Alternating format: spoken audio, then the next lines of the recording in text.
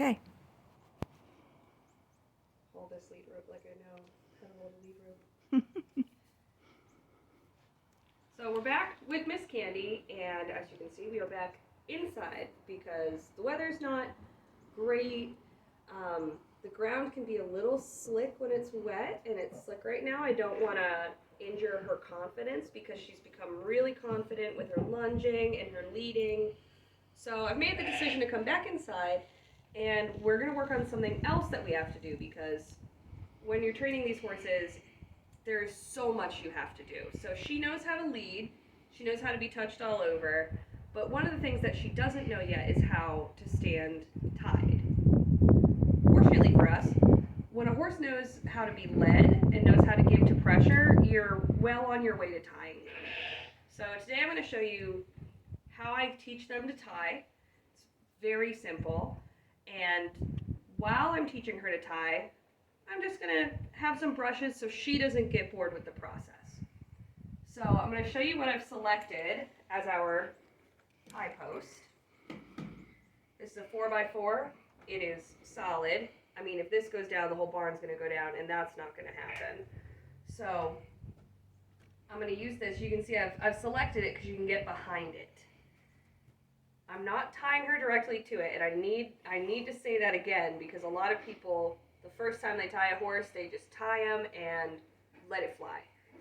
That's so dangerous, and I've seen horrible videos that I don't want to have anybody else see of horses breaking their necks when they were tied like that and panicking and pulling back and breaking this bone right here and passing away.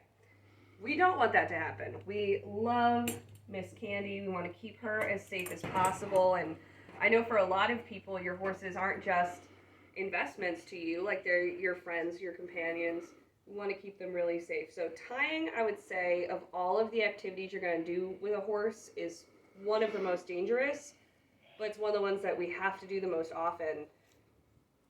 Let's talk about why we're going to tie a horse. You're going to tie a horse because fundamentally you want to be able to leave it and it's going to stay where you left it. This is why you're going to tie them. This is why you're going to ground tie them. You need to go get brushes, tack. You need to just walk away for a second because your baby's crying. You got to check on him. There's a million reasons that you're going to tie a horse. We just have to teach them to tie in the safest way possible for them. And her friends are over there, so we're going to practice something to get her attention back on me. Very good. So you can see compared to like the first several times I worked with her and she wanted to go be with her friends, now as soon as she gets a little bit anxious, a little bit where are my buddies, I only have to do a little thing and she's mentally back with me. So I'm going to put these down real quick and I'm going to show you how we're going to start this tying process.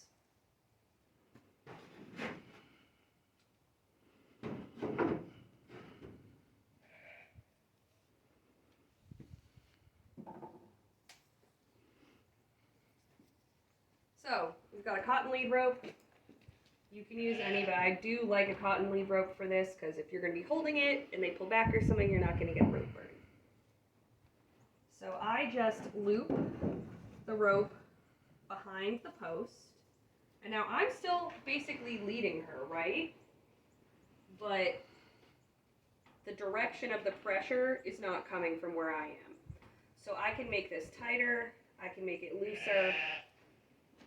And if she needs to move, if I need to move her for any reason right now, I can just let it go, grab this side, pull it through. So we're just going to stand here for a second, and I'm going to let her think about it. So that's a very normal reaction. She looked at me, she wants to come with me. I'm teaching her that she's got to stay where the pressure is.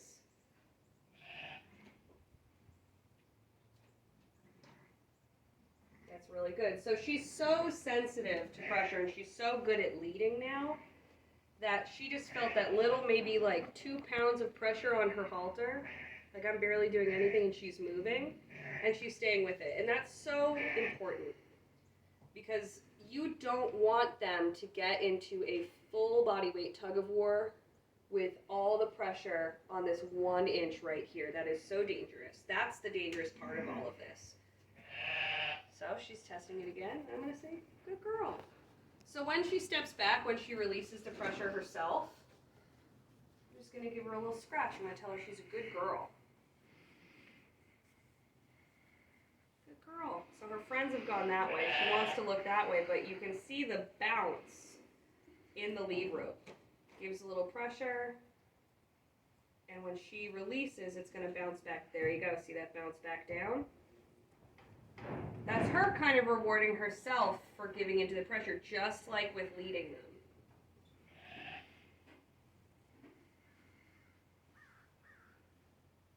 Now I'm going to take her off and give her a little back up and walk forward just to break up what we're doing.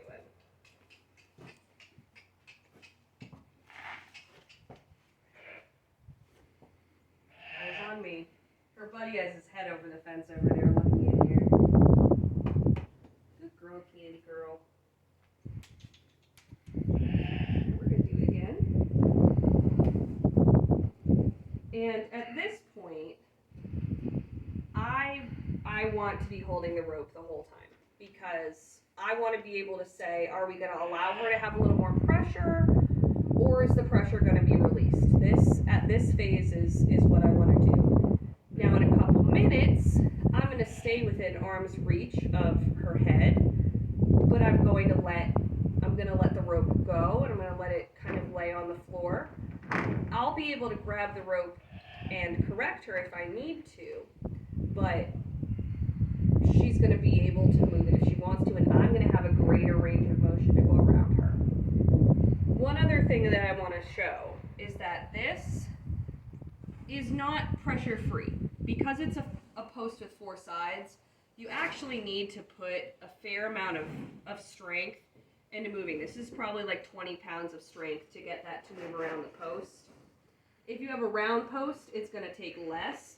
Sometimes with a round post, if it's really smooth or if you have a post with very rounded edges, I'll go through one more time.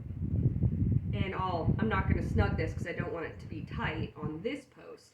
But you can once over it, and that'll give the same amount of pressure. But before you do that, you need to check for yourself, how tight is this? Is this the amount of pressure I want my horse to respond to? And the less, the better. So she's doing super good. So I'm just going to tuck this right there. I'm going to walk underneath her neck, which is something she's got to get used to. And I think she's going to be fine for it. I believe I've done that with her before. And I'm going to grab a brush.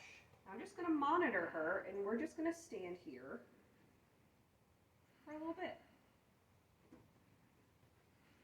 Oh, that was weird, but you're good. Now you've got pull on the rope and a little bounce back. A good deep breath.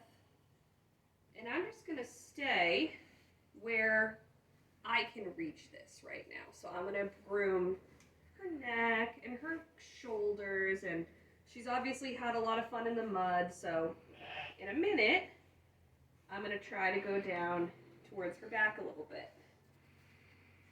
Now this is nice. It's nice to be able to use both of your hands when you're grooming a horse. That's part of the trade-off. That's why we do the dangerous thing of tying the horse, because the payoff is we can do a lot more with them than we can if we have to hold them or have someone hold them the whole time. Oh, Candy girl. Now she's so good, she is not testing this at all. And if your horse is the same way, if it really understands pressure, I need to ask her to make a mistake here. So what I'm going to do is I'm going to go on the other side. I'm going to ask her to move away from me. I'm going to keep my hand on the rope for this because everything new we want to be basically leading the horse but around a pole. I'm going to ask her to move over, and her job is to move away, but I want her to basically keep here. I don't want her to back up. I don't want her to put too much pressure on the rope. I want her to act like you'd expect a tied horse to act. She may or may not do that. We're going to see what her reaction is.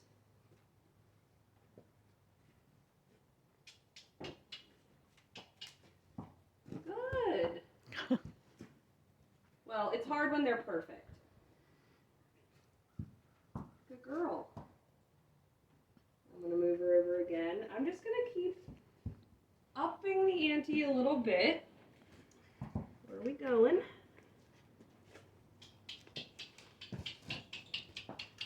Okay. We're up at the front of it again.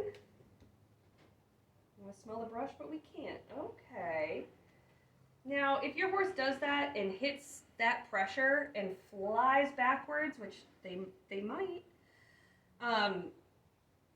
you want to go with them. So, like, if she's going to take the rope way out here, I'm going to say whoa. I'm going to use my voice command, and I'm going to walk all the way to the wall. If they're still pulling back, I'm going to take the rope from around the other side of the wall, and I'm just going to keep a mild pressure on them until they release. What you don't want to do is get in a fight with a horse and scare them more. There's always a chance that they're going to get scared more when that pressure is applied to the back of their head. Your job as their trainer is to make sure that they don't hurt themselves. And they understand that when they feel that pressure, they have to come forward for it to be released. But don't put your horse in a situation where they can really hurt themselves doing that. And it's not just death. I mean, the nuchal ligament attaches up here. There are bones that can be crushed. The TMJ has so many attachments up in this area. That's the temporal mandibular junction. It's right here, but there's a lot of attachments to it that come through around the ears. And you don't want to create a horse that has a headache, which is one of the many things that can happen, because you don't want to work with a headache. We don't want to give them a headache. I'm going to put pressure on her, and I'm going to put pressure on her up until she pulls back a little bit. I'm going to put my brushes down so I can do that a little easier here. Because now I want her to ask about what's that pressure on the back of my head, especially if I'm not in the direction. And she is literally going to let us just snub her to the wall. This is one of the upsides of having an older horse, is honestly, I bet she has figured out what not to panic about, and she's learned that we are not going to hurt her, so she's not going to panic about it. Most horses you couldn't do that, but that's a really good test of how responsive, how respectful your horse is going to be to pressure. She's super responsive, super respectful to pressure. So again, I'm going to up the ante. I'm going to walk away from where I can touch her with the rope, and I'm going to brush her entire body. And if she makes a mistake, I'll just hop up here and I'll grab the rope. She's not a big horse. I can get here in about 2 steps from anywhere on her body.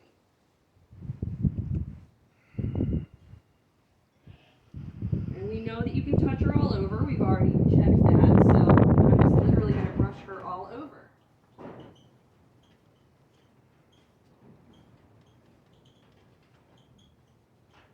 you. So beautiful, Miss Candy.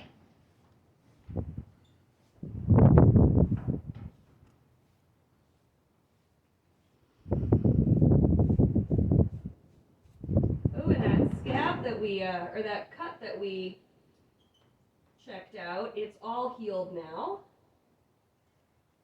And we've got some new pink skin underneath. That's very exciting. I'm going to ask her to move over. Move over. Ma'am. Good girl. Yeah. Good girl. And alright, so now she's a little confused. Like, what do you mean? How far do I move over? And so long as she doesn't step on her mom, I'm going to let her be here. Because the question is about tying more than how much movement do I want here. I'm going to see if I can send her back just a couple steps. Whoa. Good girl. Whoa.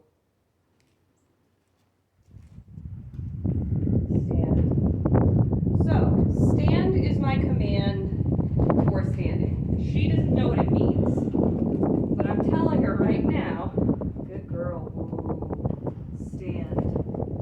Good stand. I'm starting to incorporate when she's standing, good stand. Whoa, stand, and good stand. Kind of like the and whoa that we do on the lunge, and whoa. where woes stand for this. And your horse will start to make that association over time. Ooh, scary wind, scary wind.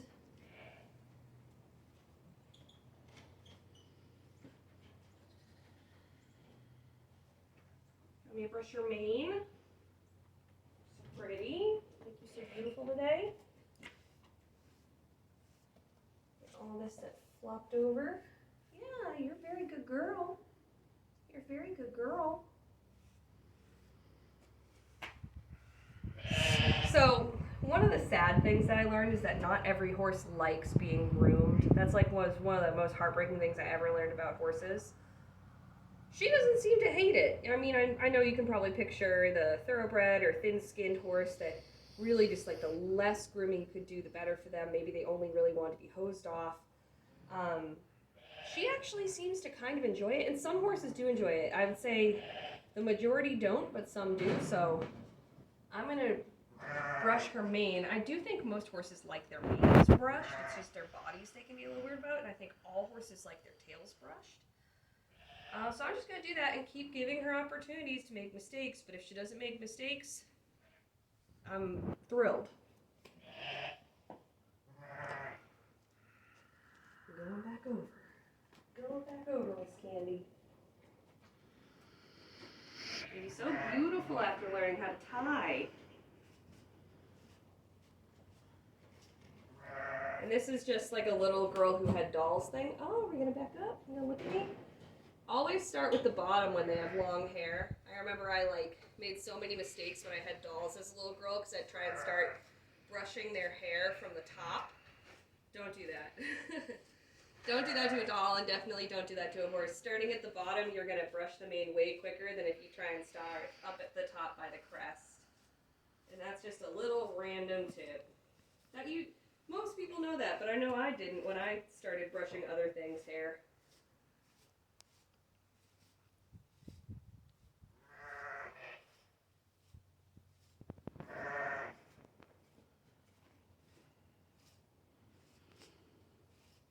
Now we can get up into the crest area.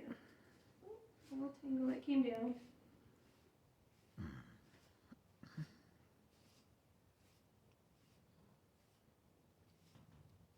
You're good, Miss Candy. Her friend just moved again. You can see when her distraction level comes up. So for her tail, where I've never brushed her tail before, she's looking at me. She's making sure I'm not going to do anything. I'm going to come to the side to brush it. She's going to think I'm cueing her because of my body language. I'm just going to keep an eye on that rope. She's being good. Okay, we're just going to start way at the bottom. I don't usually brush horses' tails because I don't want them to lose hair, but this is a good opportunity to do it. And obviously, I don't do this to her every day.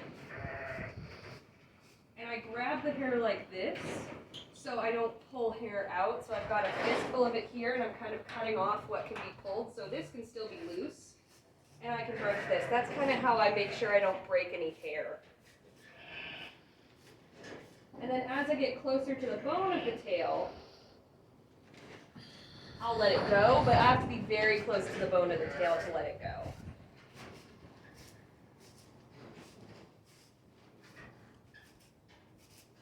So, a piece of grass in there somewhere. And if you'll notice, it's windy today, like it was windy one of the first days I worked with her. And she's not responding at all to the wind, which is amazing because it means that she started to look to us for how to feel and how to behave.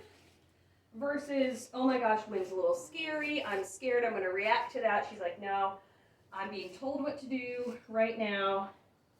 And none of that has anything to do with me running away or being scared.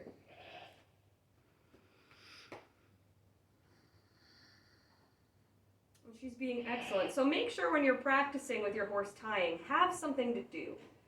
Because we don't want them to be bored. You can brush them.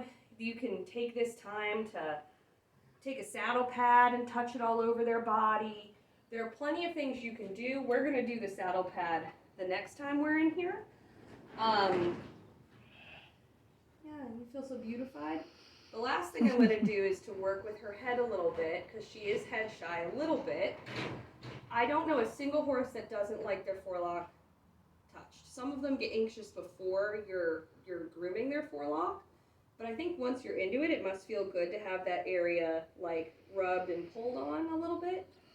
So I'm going to see if I can do that, and then I'll show you her beautiful mane, and I think she's going to be done after that. This might be a challenge, though. We're going to have to talk about it. So I'm going to touch her with my hand. Got the brush down here where she can smell it. I've purposefully put it over one of her nostrils.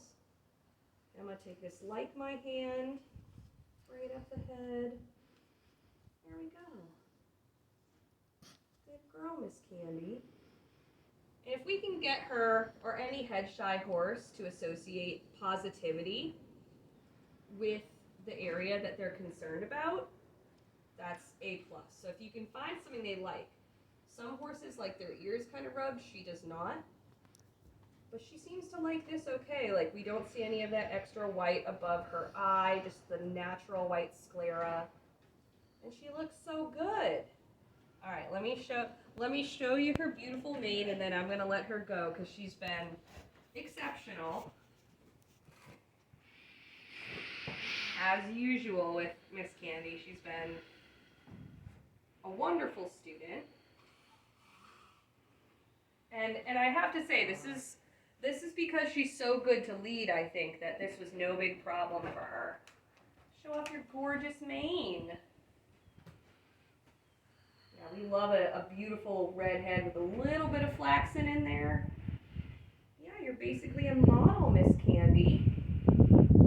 Alright, so hopefully next time we're going to start putting some tack on her. I think she's ready. She lunges. She gives to pressure. She understands being pushed from behind a little bit.